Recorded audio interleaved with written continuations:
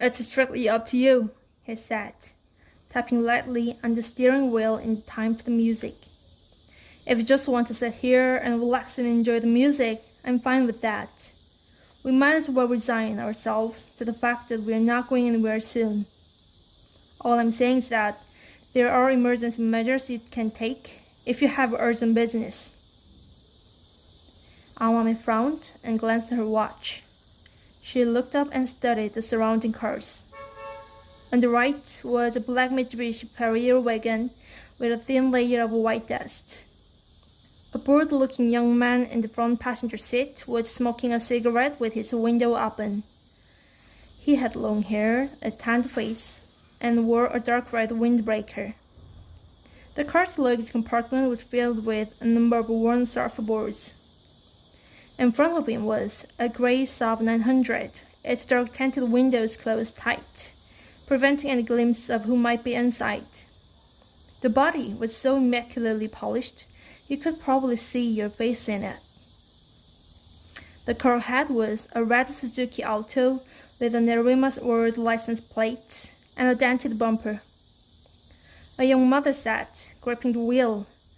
Her small child was standing on the seat next to her, moving back and forth to dispel its boredom. The mother's annoyance showed in her face as she cautioned the child to keep still. Amami could see her mouth moving. The scene was unchanged from 10 minutes earlier. In those 10 minutes, the car had probably advanced less than 10 yards. Amami thought hard, arranging everything in order of priority. She needed hardly any time to reach a conclusion.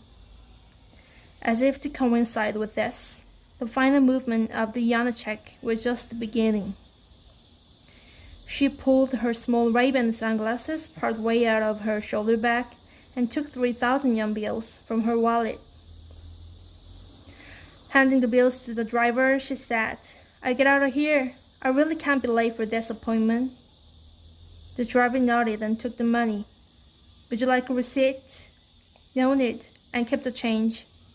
"Thanks very much," he said. "Be careful, it looks windy out there. Don't slip." "I'll be careful," Amami said. "And also," the driver said, facing the mirror, "please remember, things are not what they seem." "Things are not what they seem," Amami repeated mentally. "What do you mean by that?" she asked, with knitted brows. The driver chose his words carefully. "It's just that you're about to do something out of ordinary. Am I right? People do not ordinarily climb down the emergency stairs of the Metropolitan Expressway in the middle of the day, especially women." "I suppose you're right." "Right. And after you do something like that, the everyday look of things might seem to change a little. Things may look different to you than they did before. I've had that experience myself, but don't let appearances fool you. There's always only one reality." Almami thought about what he was saying, and in the course of her thinking, the Janacek ended and the audience broke into immediate applause. This was obviously a live recording. The applause was long and enthusiastic. There were even occasional calls of bravo. She imagined the smiling conductor bowing repeatedly to the standing audience. He would then raise his head, raise his arms, shake a hand with the concertmaster, turn away from the audience, raise his arms again in praise of the orchestra, face front, and take another deep bow. As she listened to the long recorded applause, it sounded less like applause and more like an endless Martian sandstorm.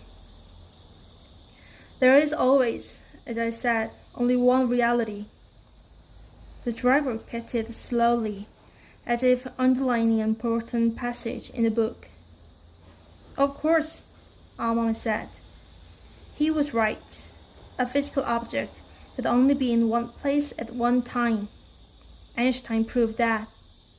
Reality was utterly cool-headed and utterly lonely. Amami pointed toward the car stereo. Great sound. The driver nodded. What was the name of that composer again? Janacek.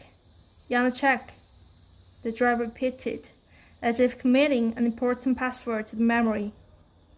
Then he pulled the lever that opened the passenger door. Be careful, he said. I hope you get to your appointment in time. Amami stepped out of the cab, gripping the strap of her large leather shoulder bag.